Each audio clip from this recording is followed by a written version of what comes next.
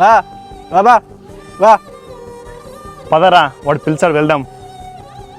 రే మూగోడా, వా బాబా వా. ఎందుకురా వాడిని అలా తిడుతున్నావు? మూగోడిని మూగోడు అనక గుడ్డోడు అంటారా? ఎందుకురా వాడిని అలా అని బాధ పెడతావు? అయినా వాడికి మనం తప్పితే ఎవరున్నారా? మనమని నన్నెందుకు కలుపుతున్నారా?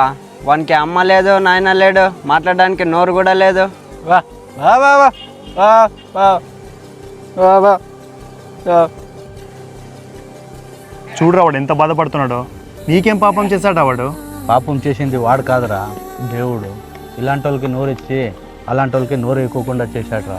అయినా ఆ లోపం వాళ్ళలో లేదురా, మనం చూసే విధానంలో ఉంటుందిరా.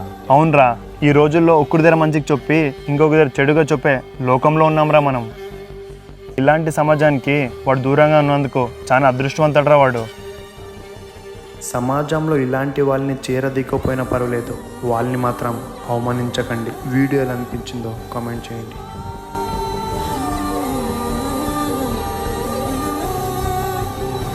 సబ్స్క్రైబ్ చేసుకోండి.